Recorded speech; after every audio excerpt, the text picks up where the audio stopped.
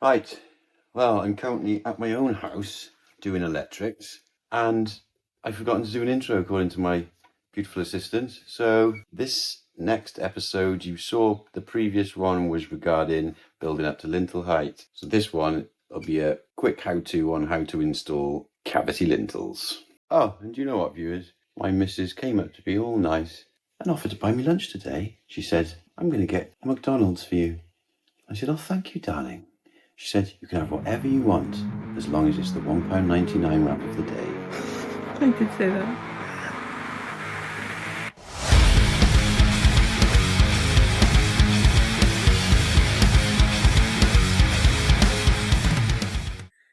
Right, guys, I'm back on site now after best part of 2 weeks off waiting for those special order lintels I was talking about earlier in the episode. But they are due to arrive today. I'm not sure what time. My clients must be busy on calls at work in the house. So I'm just waiting to speak to Andrew, whether we've heard back off the architect to see if those changes have been amended and whether they're possible. And then I probably, while I'm waiting, because I've not really got anything else to do, I mean, we're up to lintel height on both leaves now. So I think I'm going to suggest, as it's such a nice day, getting rid of this lot, I think. Typically, the consumer unit and all the cabling is just the other side of that wall in the downstairs cloakroom. So I'm gonna have to do a decent job of protecting that after I've taken it down. But I'm gonna see what he says, and I'm gonna take this roof off, all the trusses off. I'm gonna have to leave the cords in though, aren't I? Because that's actually what the ceiling's attached to. So this could be fun. I'm gonna have to take this off, and then in preparation then for when I fitted my lintels and I'm doing the last bit of block work of shooting that through and then working out what green oak we need ready for finally doing the roof or the cladding, if we've had the okay on that. Well, just had a chat with Andrew, and the architect thinks he's done all the what would just be classed as material changes, but he thinks the roof on the front, the change of the roof, will be a new planning application, and probably the cladding as well. And he said, the architect said they probably wouldn't like it, but I'm not being funny. There's 2 houses around the corner on this estate that have got cladding. Whether they had planning permission, I don't know, but I'm hoping, because do you know what? Let me show you. The detail around the windows is shocking. I don't know if you can see it on there, but this brick soldier course at the top and bottom of the windows and doors looks absolutely shocking. So, you know, you just want to make something look nice, don't you? All the houses on this estate are slightly different. Some are all brickwork, some are rendered. Like I said, they've got a couple of houses with cladding on, so I'm praying that he's allowed to do it, because I just want my job to look nice, and I want it nice for the customer, and it'll make it. I said to him, if we can get this, because they're detached on the end of what used to be an old farm type place before it was turned into an estate, then it could add a lot of value via curb appeal, and it might even look like that this house was there before this estate was built, so it's not like classed as a estate house. So yeah, that was my thinking behind it, but we'll see. So yeah, sod's law. Just as he gave me the okay to take the roof off, I set my ladders up, and what happened? The bloody lintels arrived. So change the plan now. I'm going to just make a little mix now and just bed these 3 little lintels on, and then I have to ask Andrew for a lift for this big, just over 4 meter lintel, because it's a little bit heavy for my on my own. I mean, I could try it. Shall I try it? I don't know.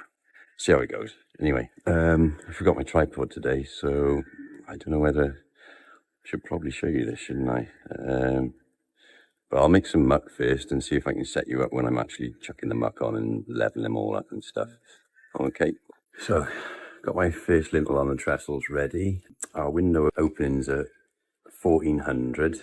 These 3 anyway. The 3 windows are all the same 1400. So you meant to aim for, you know, a minimum of 150 bearing. At the worst case scenario, the building inspector will let you get away with 100 mil at the very minimum, because sometimes it's not always possible to get 150. But usually with cavity lintels, it's best to go to, because they're in set sizes, go the next size up. So if you're just shy for the cost, I think it's like pounds, pence, whatever, you may as well just go the next size up. It's only a few quid more than trying to scrimp, is what I'm saying. So this one's, what is this one? Hold on.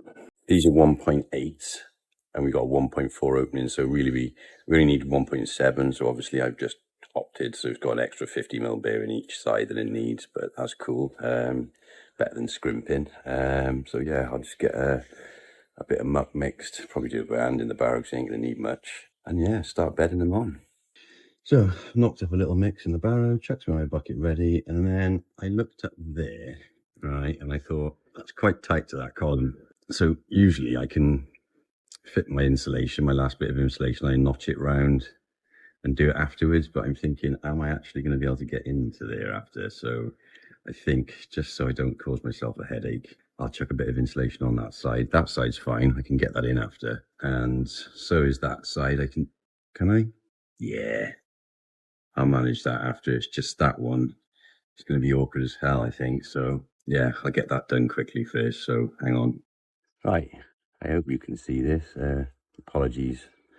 I'm having to improvise here. But yeah, so if you're ordering your cavity nails, just remember as well, important, there's so many different cavity sizes to order the right one. So there's this one's actually, I've got 125mm cavity as specified on the drawing. So these actually go from, this one's for a 110 to a 125. So it's about 305 wide, which means it's not going to come to the edge of both faces of blockwork. So what you got to do is share the difference and get that central to the cavity. Do you know what I mean? You don't favour one side to the other, you share the difference.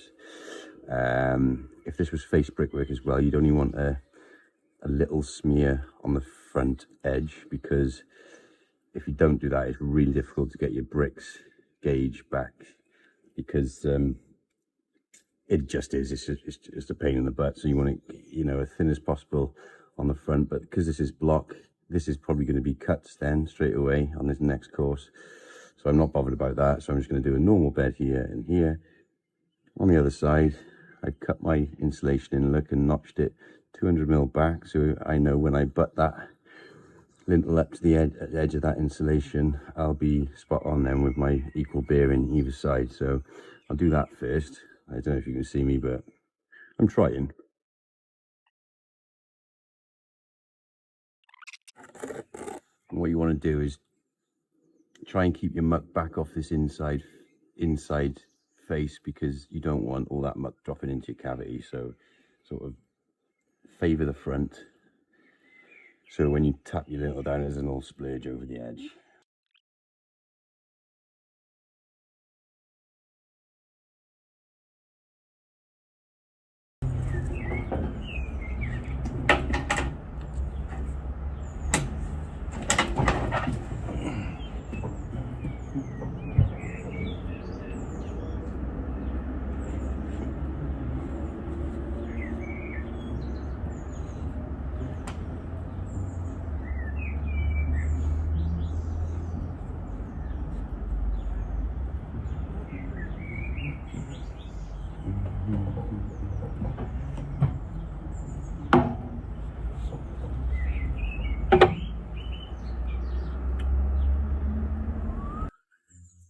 Well, she's bang on level. I'll just give her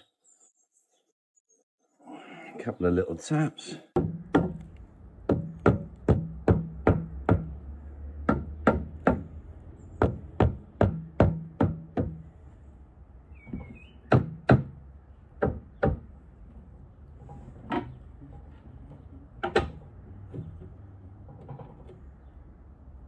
Ooh. What you're aiming for is that when you're leveling, level off this top bit, because you've got all these ridges here for your key, for your dot and dab. So you won't get an accurate reading, but if you go off that, that is beautiful. So yeah, happy days. That was that done. I'll just tidy it up now, and then we'll move on to the next one. Obviously, if you can see, I've centralised it to the cavity. What else do I need to say about this? Oh, I haven't. hold on, I haven't gone tight up to the insulation there, so I'll just nip that up to there and then we're done. Right, so that's the first two in. It is worth mentioning, usually you would have to put a cavity tray detail on top of that, unless it has, by the book, sufficient eaves protection, overhang protection, and that will. So basically the eaves of the roof is completely protecting that, so the masonry above is not going to get any water whatsoever, so you don't actually have to put a cavity tray in on them. Same goes for this big one. The only one I may have to do if the plans change to a gable end is I'll have to probably put a tray on that one, but 1 out of 4 is not bad, is it? Right, sorry about that. Got mega carried away yesterday, so it's a new day, but got, as you can see, a lintel in, and now that pier there is nice and solid. Phew. A little panic on, because I thought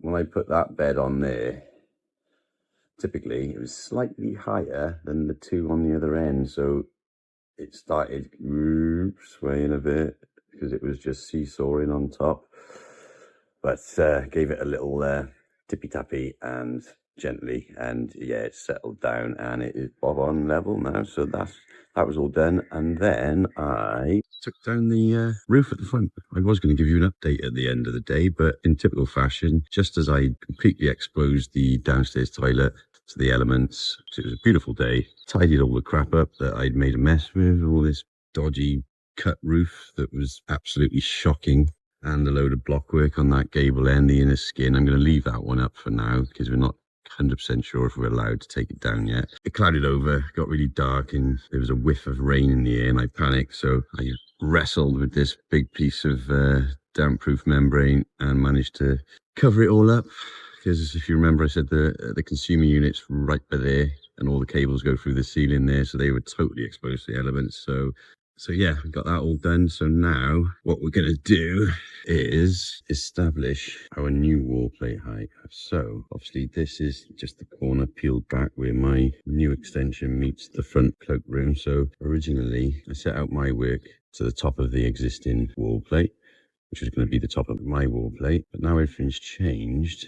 And the reason it's changed is because of that big steel there. Now that we've had to do a big one, it's got the big upstand, whereas these have got, it would have had the smaller one like this. So yeah, before it was working out beautiful because it is a 160 cut plus a wall plate. It would have brought me up nice to this level, and it would have worked on here because you need a minimum of 150 masonry on your cavity lintel as per manufacturer's guidelines, and that would have brought us above there, and our roof would just swoosh straight over the top. But now, because I want to run this right through now and create a lean-to roof that way, I've taken the block work on the inside down to this point, which is flush with the top of the wall plate here. Obviously this cavity is smaller than our new cavity.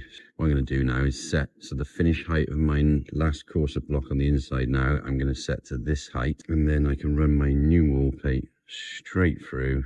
Obviously there's a step, but that doesn't matter as long as you keep your height above plate on your rafter cuts. So it's going to be a slightly different bird's mouth position there than it is to here, but that's fine. So yeah, I'm going to set my laser up now on there, dob in the corners at that finished height, and then run the block work in on the inside. And then I'm going to start looking at working out the green oak DL for the other side of this porch.